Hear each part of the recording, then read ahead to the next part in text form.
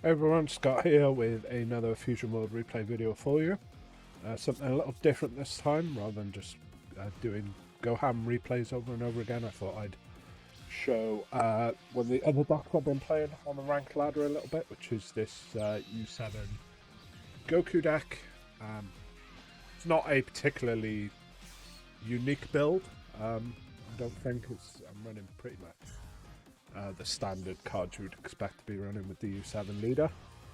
We got pretty lucky in that we opened with a Self-Awakener here in the one-cost Roshi, reusable Self-Awakener. Not too much to say in these early turns, it's just about getting down to 4 life to awaken. That even means taking the crit hit off the opponent Goku Black. I don't really want to try and combo out of these crit hits. It's just going to put too much pressure on my hand. In these early turns, I want to have the most cards in hand, give me the most options in terms of what I want to play to kind of control the board and then push for lethal. Obviously against the Goku Black leader here, the thing I'm worrying about is the big 6 cost guy. I want to make sure I can stop him from getting this down turn 4 if possible. But like I say, right here, right now, just a case of getting down to where we can self-awaken. Able to do that on turn 2, going first. If we happen to take that crit hit off the Goku Black leader, then we wouldn't be in a position to awaken this early. Just having the ability to buff up all of our Universe 7 guys this early in the game against the Goku Black leader, I think is going to really help us in the long run, and I think it did in this game. So yeah, we really would just wait and see the first kind of Zamasus hit the board so that they can, obviously once they've awakened, go into some of their bigger Goku Black plays. But nothing as of yet. We did see the Goasu, but not any of these one-cost Zamasus so far. We've done a pretty good job of just curving out, being able to play one-cost turn 1, 2-cost turn 2, and just really use all that energy efficiently. Go ahead and run this 20k crit. I mean, technically it's 15k base and during my opponent's turn, but I do like this guy in the U7 deck. I don't think you necessarily would want to run like a full 4 in some of the other red leaders, but with the like 10k combo power and the fact that the U7 leader takes up to 20k, so it can swing for crit damage even into awakened leaders, I think is really good. And then just here, just to make sure, like I say, get the most use of our energy, unlike our opponent who passed the turn with an energy up where they could have played one of these one-cost Zamasus down. We're going to go ahead, try and use all that energy every turn, and to do that, go play the Roshi and then combo it off on the Vegeta attack. I really don't want them to combo out with this one. I do kind of want to push them to where they awaken. It does allow them to get to the point where they start drawing cards, but I just don't want that 20k crit coming at my leader every turn, if I'm completely honest with it.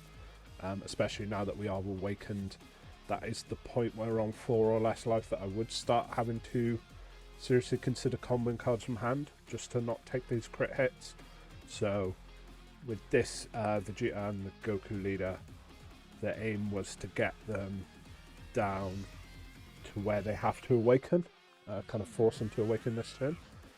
They did go ahead and combo out of this one without awakening. I suppose they only had 10k's in hand, so it doesn't really make a difference whether they had awakened or not. I remember when I was playing the game, obviously I couldn't see what they had in hand. And for them to use a 10k combo there, I thought they were going to try and stay on their front side for a bit longer. But we'll see here. on the next turn that that isn't actually the case. Just go ahead and awaken straight away. So now they do have access to the leader ability, and they're comboing off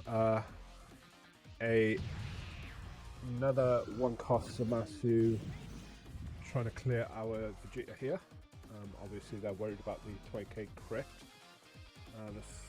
They don't want to be facing this down every turn. I felt that was a good point for us to use that super combo there to save the Vegeta. We might not be able to save this going into the later turns, but for right now, gives us this nice extra bit of crit pressure every turn. And I want to try and kind of keep hold of the board advantage that I already have. And then our opponent goes ahead here and drops the two one-cost masters from the hand.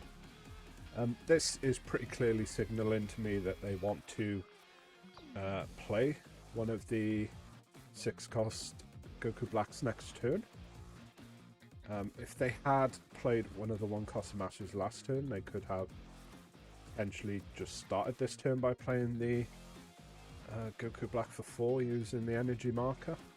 But I suppose they're trying to save that energy marker until they absolutely need to. So as soon as I see this, it's a very clear signal that they have this Goku Black in hand.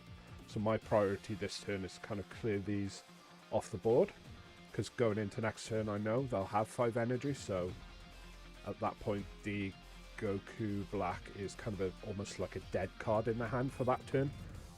It costs too much for them to play and it doesn't have any combo power, so if I have a way of clearing both of these Zamasus off the board, that puts me in a pretty good position of being able to slow them down.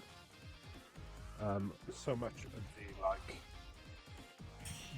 winning potential of this Goku Black deck does come down to this big 6-cost Goku Black. Just that ability to grab something back from the drop and then play it when it attacks is just puts so much pressure. So you can see here with the 2 hits, I can very easily negate or negative power the 1-cost that was only 10k. And then we have this God Kamehameha that we saved in hand, which is how we're going to go ahead and clear the second Zamasu off the board.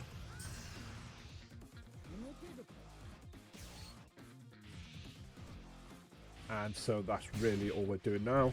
We've really turned the corner there in terms of how much they're comboing up to get out of those hits. You know, before we just had the advantage on the board and we had a bit of a smaller hand than our opponent, but they've comboed so much at this point that now we have the board advantage, we have the hand advantage as well. Like obviously seeing they've got the 2 super combos in hand, that's pretty good defensively, but obviously I didn't know that during the game itself.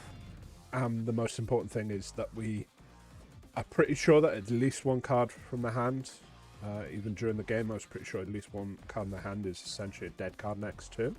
Another thing to point out, because they did kind of pass turn with 1 non-energy marker energy up, if they had not have comboed so many of the 1-cost Zamasus down, they could have played 3 on that last turn, and then I definitely wouldn't have had a way to clear all 3 from my hand. You know, at that point it's only the card, I can't remember what it's called, with the hit, where you can KO up to a total of like 35k. That really would have been the only way I could have cleared them, but I don't even run that card in this deck, I don't believe. So yeah, that would have put them in a better position to definitely be able to play this Goku Black if they'd done that. But we'll go ahead and see what they're able to do here. And again, they're trying to clear the crit Vegeta off the board. In fact, they even go ahead and use the extra card just to draw, really put the power on this attack and draw another card. And it draws them into another Pilaf. They charge the first one for turn. They get another one here. And I did double check, because this seemed like an odd card for them to kind of get and take, considering what their hand is, but if we take a quick look here, we'll see Pilaf can only get Earthlings with a cost of 1, and so it's literally the only card they can get is the Pan. But I don't know what they could have drawn here that would have been better than the 2 super combos in the Goku Black. So they're pretty much always going to be discarding the cards. So at that point, there's maybe the idea of just grabbing it back to hand with the Pilaf and not actually playing it to the board. Obviously, I'm presenting here that I have a way of getting it off the board, which is what I do there when I attack with this hit. They go ahead and obviously it's a no-brainer for them to use the Pilaf, otherwise I'll just attack with the other hit and get rid of it that way. And so now there was a consideration to play the double striker, but just considering I didn't have a good read on what they had in their hand besides the Goku Black, I was considering that maybe they would have 1 or 2 super combos, in which case kind of going in with the big double strike Goku, I pretty much would have had to commit my whole hand and hope they didn't have multiple super combos in order to push for game this turn. And considering I don't have the most combo power in my hand, I have like 30k, I would have had the burst, so that would have been 35k, so I could have got up to 70, but you know, considering that they had these 2 super combos and they had this Black Kamehameha that they're going to use in a moment, that would have been enough to get them out of it. They would have been able to get all the way up to 80k, and I would have used my whole hand. And then pretty clearly they would have been able to go into the sitcom next turn. And so, see here, they go ahead, they use that Black Kamehameha just to get out of the crit Beerus attack. So actually this would have also got the 5k from the leader. So it would have been 75, yeah, so even with the cards they had in hand, they could have got to 80, they would have had enough to survive. Go ahead and attack with the hit now, push them down to 1, and try and go for game with the Krillin. I thought going for 2 25k bodies might have been a better against multiple super combos than going for just the big double striker. I don't think, looking at how this game ends, I think this is a mistake here. They've already used a Black Kamehameha this turn, Black Kamehameha, so they've already stacked the top 3 of their deck unless they put all those cards on the bottom and they're just digging for something.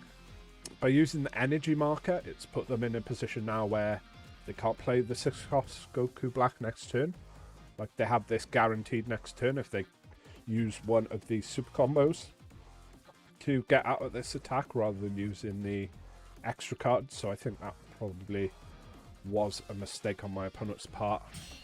And we'll see next turn that they don't have too many options in terms of what they can do. They're really just swinging with their leader here. Just to draw the card on something that I don't know what they could have drawn now that they're only sitting on 5 energy. They go ahead, they get this crit Vegeta. I decided to just take the hit. Well, I mean, I didn't have a choice. I could have got 30k. But yeah, it's pretty clear.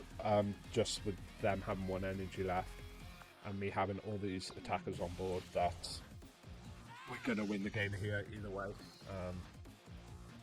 And our opponent doesn't even bother trying to save themselves, just die on the first hit to our leaders straight away.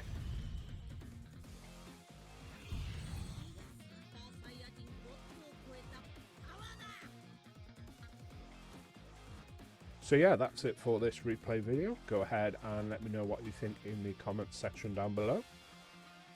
You can also go ahead and like and subscribe, that really helps me out. And be sure to check back on the channel for more of these replay videos.